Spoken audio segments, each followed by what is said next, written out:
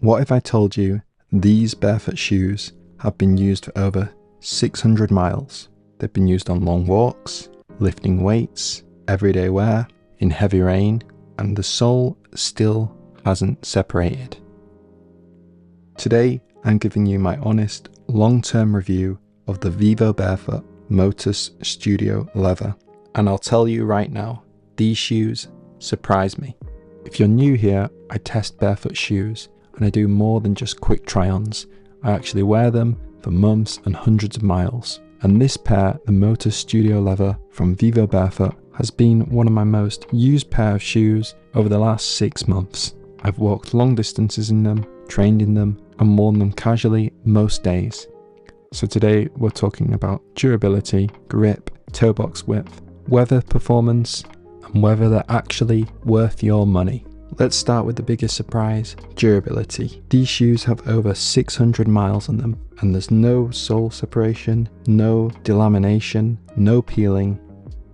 And for a barefoot shoe, especially one this flexible, that's impressive. One of the common issues with minimalist shoes is the sole eventually separating from the upper due to all that flex. That hasn't happened here. The outsole has worn down naturally but evenly, no strange pressure points, no premature thinning. That alone makes these stand out. If you've had a barefoot shoe fall apart early, you know how frustrating that is. Durability matters. Now let's talk about the leather upper.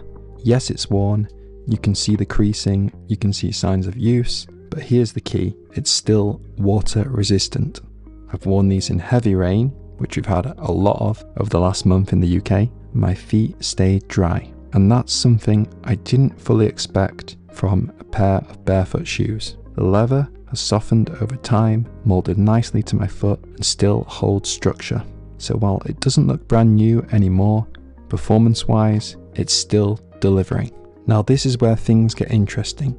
I actually went back and looked at footage and photos from when I first bought these. When they were brand new, the outsole had sharp, defined tread patterns, very clean edges, full texture across the forefoot and heel. Now after 600 plus miles, you can see the wear, the edges are smoother, the high contact areas, especially the ball of the foot and heel, have flattened slightly. But here's what's most important. The structural integrity of the outsole is still solid.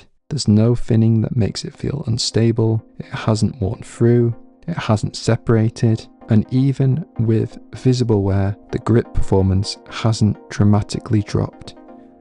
That tells me the rubber compound they used is doing its job. One day I got caught in heavy rain, not light drizzle, and I remember thinking, this is where the Motus Studio Leathers are going to let me down, but they didn't. The leather got wet on the surface, but my feet stayed dry. Even now, after all these miles, the leather is still water resistant. I'll be honest, I didn't expect much from the grip.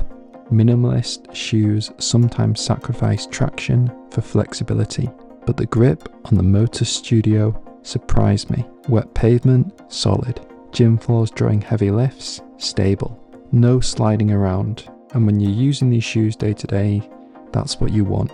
It gives you confidence. This is one of the wider models from Vivobarefoot, if not the widest. You get genuine space for your toes to splay out. No squeezing, no taper. For everyday and lifting, that wide toe box makes a noticeable difference. If you've struggled with narrower barefoot shoes before, this could be a better option. The Motus Studio Leathers aren't ideal for all conditions. If you're using these on very hot days, the leather can feel warm. If you're using these on very cold days, there's minimal insulation. In extreme temperatures, the Motus Studio Leathers are going to struggle a bit, but for everyday conditions, they are excellent. So after 600 plus miles, would I buy the Vivobarefoot Motus Studio Leathers again? Yes, because they've proven themselves. They didn't fall apart, they didn't lose grip, they didn't stop performing. They've handled walking, lifting, rain, commuting, and daily life.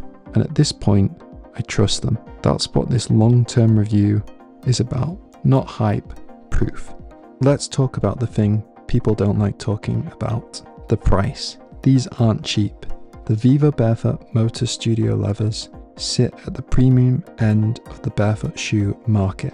And when you first look at them, it's easy to think, are they really worth that much? And that's a fair question. Now I've tested them long term and they've handled everything that I've thrown at them. They haven't separated, the outsole hasn't failed, the leather is still performing, and when a shoe survives that kind of mileage and still performs, that changes the value equation. Even better, when these go on sale, that's when they become a no-brainer. To summarize, if you're looking for a durable, wide toe box, everyday leather barefoot pair of shoes that holds up, this is a strong option. The only time I'd avoid it, extreme heat or extreme cold, but for everything else, it delivers. If you've made it this far, you care about long-term performance.